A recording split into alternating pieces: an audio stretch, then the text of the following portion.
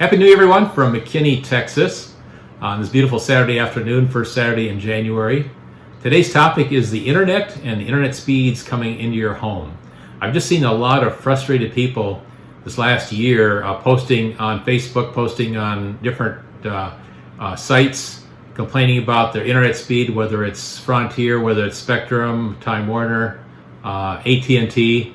I had that same frustration about 2.5 years ago when our kids would come with their grandkids here in the bedrooms upstairs. They couldn't get on when I was uploading videos. My wife was across the house in her office and could not get on the internet when I was downloading videos.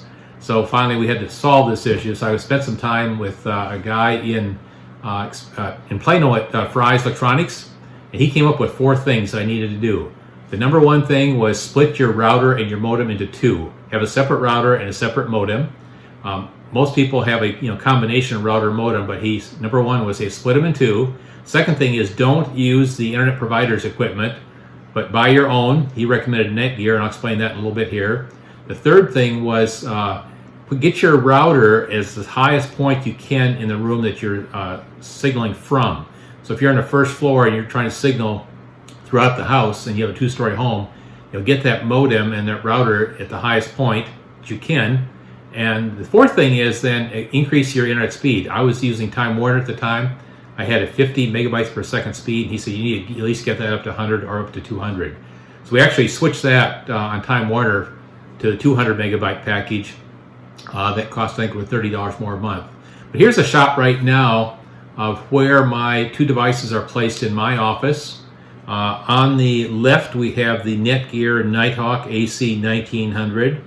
And on the right is the modem, which is the Netgear CM500. Now that was 2.5 years ago, so these models may have changed since then. But the highly recommendation for me is really think about getting that router and that modem split.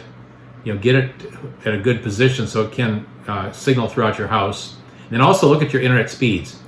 So for example, when I boosted to 200, I'd always recommend, doing speed tests. See what's actually coming into your home as a download.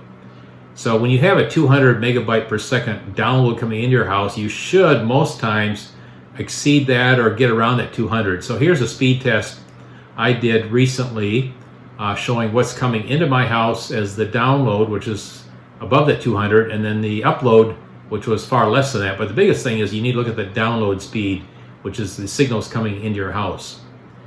So I'm going to fast forward now into just recently within the last month and a half. So we have a new Spectrum store in McKinney out on Highway 380. So I stopped by there one day and sat down and say, hey, what can I do to get a faster signal or cheaper rates? So she sat down with me and said, oh, you're grandfathered in on the Time Warner plan. You cannot boost your speed any higher. But she said, I'd probably save you a bunch of money. The end result was we actually are able to boost my speed to 400 megabytes per second, as well as I'm saving $40 a month from what I was previously paying. Plus I'm getting more movie channels than I previously had, although we don't watch a lot of movies, but there's more packages out there right now that I wasn't getting. But the biggest thing for me was getting that 400 megabytes per second. And so now here is the speed test I did just recently. So you can see I'm well above 400 on my speed test coming into the house. So you can get speed tests. I think it's speedtest.net or just Google speed test. So the biggest thing, kind of concluding here was check your speed coming into your house as your download speed, megabytes per second. They say if it's more than 100 megabytes per second, that's fast internet. But nowadays, I think people are saying, hey, it's got to be higher than 200 coming into your house. If you don't have that, you need my recommendation is upgrade. And I would even probably think about going to 400 megabytes per second, like I did. Then the other thing is make sure you got your router and your modem split, and the highest point in your office or wherever they're at in your house. So one of the things that's kind of complicating or adding some intrigue to your internet speed coming into your house are all these streaming services. I'm going to do another video on streaming services versus the traditional cable people like Time Warner, Spectrum, and AT&T.